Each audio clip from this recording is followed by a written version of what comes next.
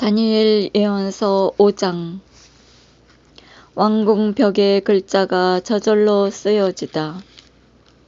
벨사차르 임금이 1000명에 이르는 자기 대신들을 위하여 큰 잔치를 벌이고 그 1000명 앞에서 술을 마시고 있었다.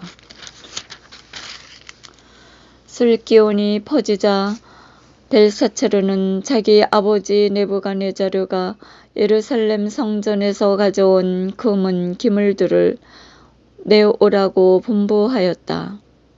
임금은 대신들과 왕비와 후궁들과 함께 그것으로 술을 마시려는 것이었다. 예루살렘에 있던 성전 곧 하느님의 집에서 가져온 금 기물들을 내오자 임금은 대신들과 왕비와 후궁들과 함께 그것으로 술을 마셨다. 그렇게 술을 마시면서 금과 은, 청동과 쇠, 나무와 돌로 된 신들을 찬양하였다.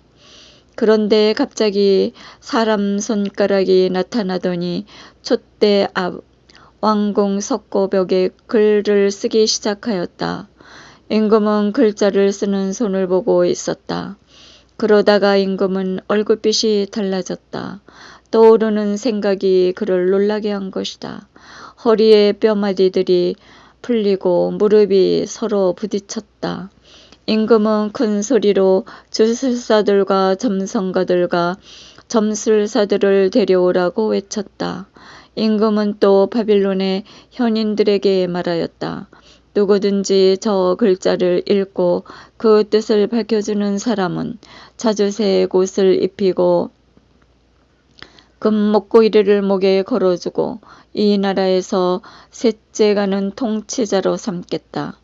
그리하여 임금의 현인들이 모두 들어왔지만 그 글자를 읽지도 못하고 임금에게 그 뜻을 설명하지도 못하였다. 벨사차르 임금은 크게 놀라며 얼굴빛이 달라지고 대신들을 혼란에 빠졌다. 그때 왕후가 임금과 대신들이 하는 말을 전해 듣고 연회장으로 가서 말하였다. 임금님, 만수무강하시기를 빕니다. 임금님께서는 이런저런 생각으로 놀라시거나 얼굴빛이 달라지실 까닭 없습니다. 임금님의 나라에는 거룩한 신들의 영을 지닌 사람이 하나 있습니다.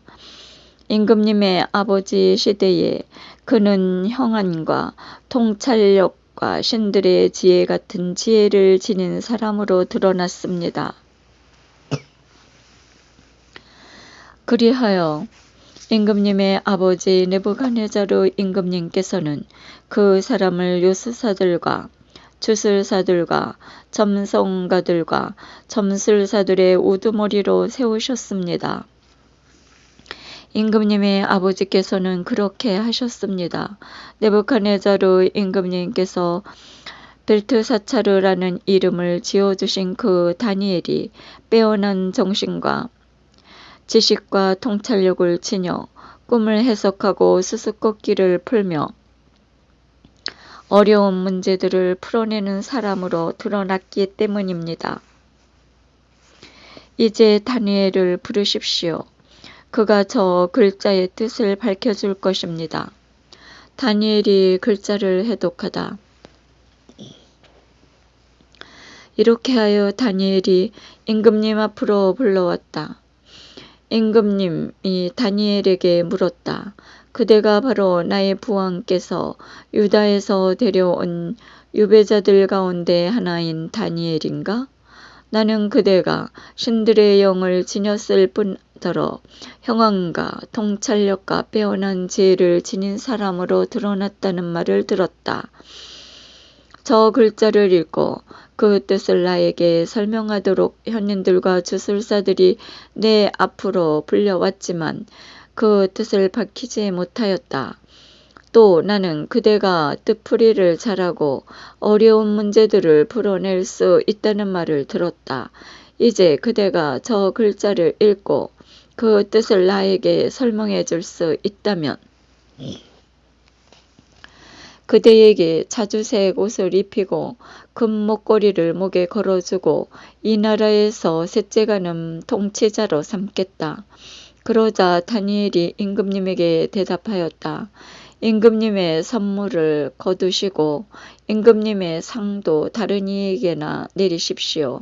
그래도 저는 저 글자를 임금님께 읽어드리고 그 뜻을 설명해 드리겠습니다.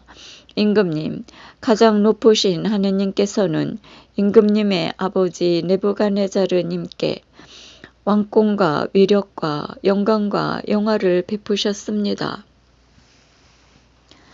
하느님께서 그분께 베푸신 그 위력 때문에 민족들과 나라들, 언어가 다른 사람들이 모두 그분 앞에서 떨며 무서워하였습니다.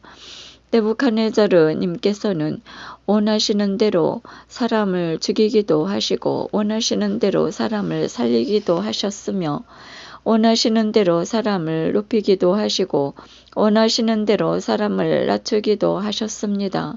그러나 마음이 우쭐해지고 정신이 완고해져 오만하게 행동하시다가 왕자에서 내몰리시고 영광도 뺏기셨습니다. 사람들에게서 쫓겨나시어 마음이 짐승처럼 되셨고 들나귀들과 함께 사시면서 소처럼 풀을 드셨으며 몸은 하늘에서 내리는 이슬에 젖으셨습니다. 그러다가 마침내 가장 높으신 하느님께서 인간들의 나라를 다스리시고 당신께서 원하시는 일을 그 나라 위에 세우신다는 것을 깨달으셨습니다. 그래서 이제 그분의 아드님이신 벨사차르님, 임금님께서는 그 모든 것을 다 아시면서도 마음을 겸손하게 낮추시지 않으셨습니다. 오히려 하늘의 주님을 거슬려 자신을 드러눕히셨습니다. 주님의 집에 있던 기물들을 임금님 앞으로 가져오게 하시어 대신들과 왕비와 후궁들과 함께 그것으로 술을 드셨습니다.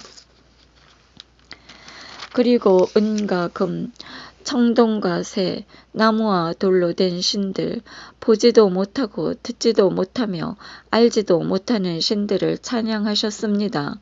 그러면서 임금님의 목숨을 손에 잡고 계시는 임금님의 모든 길을 지고 계신 하느님을 찬송하지 않으셨습니다. 그리하여 하느님께서 손을 보내시어 저 글자를 쓰게 하신 것입니다. 그렇게 쓰여진 글자는 문에 특헬 그리고 파르센입니다. 그 뜻은 이렇습니다. 문에는 하느님께서 임금님 나라의 날수를 헤아리시어 이 날을 끝내셨다는 뜻입니다.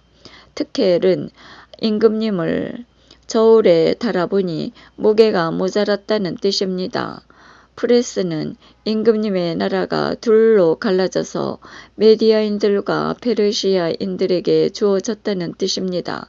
그러자 벨사차르는 분부를 내려 다니엘에게 자주색 옷을 입히고 금목걸이를 목에 걸어주고 그가 나라에서 셋째가는 통치자가 된다고 선포하게 하였다. 바로 그날 밤에 갈대아 임금 벨사차르가 살해되었다. 생명의 말씀이신 주님, 영원히 찬미 받으소서.